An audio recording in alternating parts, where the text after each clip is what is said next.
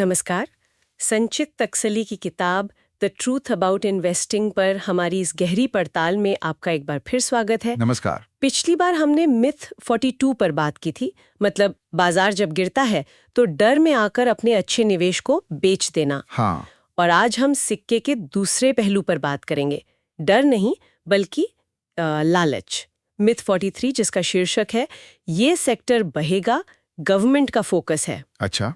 ये वो सोच है जो निवेशकों को मतलब शॉर्ट टर्म बाजार की हलचल के आधार पर लॉन्ग टर्म के गलत फैसले लेने पर मजबूर कर देती है। ये तो बहुत ही आम है।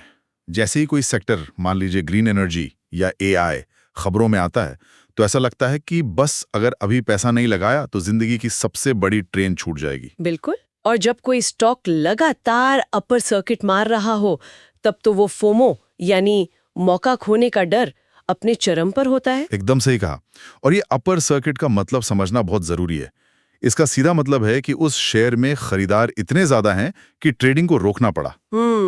इससे एक झूठी अर्जेंसी बनती है, एक वहम सा पैदा होता है कि अगर आज नहीं खरीदा तो ये रॉकेट तो हाथ से निकल ही जाएगा। और लोग ये भी मान लेते हैं कि टीवी पर जो एक्सपर्ट बता रहे हैं वो कोई गुप्त जानकारी है। हाँ, कि ये जानकारी सिर्फ उन्हीं के पास है और इसे तुरंत भुना लेना चाहिए। और यहीं से मुझे लगता है गलतियों का सिलसिला शुरू हो जाता है। बिल्कुल। मुझे याद है 2021 में जब हर कोई केमिकल स्टॉक्स की ही बात कर रहा था, मेरे एक दोस्त ने बिना सोचे समझे पैसे लगा दिए।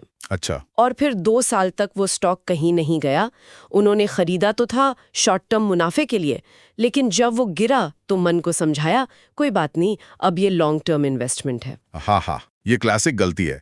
एक ट्रेडर की तरह बाजार में घुसना और मजबूरी में इन्वेस्टर बन जाना। सही है। और इसका उल्टा भी उतना ही खतरनाक है।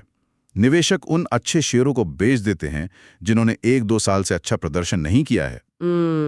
धैर्य नहीं रख पाते। हाँ, और जैसे ही वो बेचते हैं स्टॉक भागना शुरू कर देता है। फिर घबराहट में वे उसी शेयर को और भी ऊंची कीमत पर दोबारा खरीद लेते हैं। ये एक अंतहीन चक्र बन जाता है। तो इसका समाधान क्या है? सिर्फ ये कह देना कि अपना रिसर्च करो तो बहुत आसान लगता है, लेकिन जब सरकार खुद कहती है कि हम किसी सेक्टर पे फोकस कर रहे हैं तो एक आम निवेशक असली अवसर और सिर्फ शोर में फर्क कैसे करे? ये बहुत अच्छा सवाल है। अपना रिसर्च करो का मतलब सिर्फ कंपनी की बैलेंस शीट पढ़ना नहीं है। तो फिर क्या है? इसका मतलब है खबर के पीछे की मंशा को समझना। देखिए, मीडिया की सलाह अक्सर बहुत सामान्य होती है और इसमें हितों का टकराव भी हो सकता है। हितों का टकराव मतलब कॉन्फ्लिक्ट ऑफ इंटरेस्ट? हाँ, बिल्कुल। ये समझना जरूरी है कि हो सकता है जिस विशेषज्ञ ने आपको शेयर खरीदने की सलाह दी है वो खुद उसे बेचने की तैयारी में हो।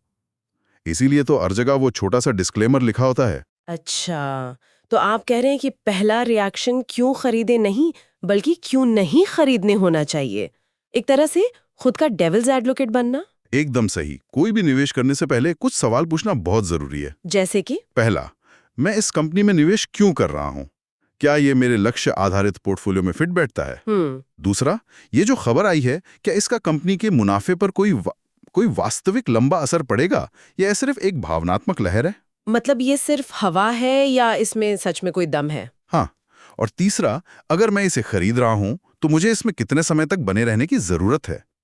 ये सवाल आपको फोमो से बचाकर एक तर्कसंगत फैसले की ओर ले जाते हैं। तो आज की इस बातचीत का सार ये है कि बाजार की हेडलाइंस को अपनी निवेश की बाइबल नहीं बनाना है। अल्पकालिक उत्साह और दीर्घकालिक रणनीति के बीच एक साफ लकीर खींचनी होगी। बिल्कुल। और ये झुंड के साथ चलने की मानसिकता से जुड़ा एक और दिलचस्प मिथक है जिस पर हम अगली बार बात करेंगे। मिथ 44। अच्छा, वो कौन सा है? वो है वित्तीय स्वतंत्रता की कहानियां। हम इस धारणा को समझेंगे कि अगर ये संपत्ति बना सकते हैं तो हम क्यों नहीं। ये तो बहुत दिलचस्प रहेगा। और इसी के साथ हम श्रोताओं के लिए एक सवाल छोड़ जाते हैं।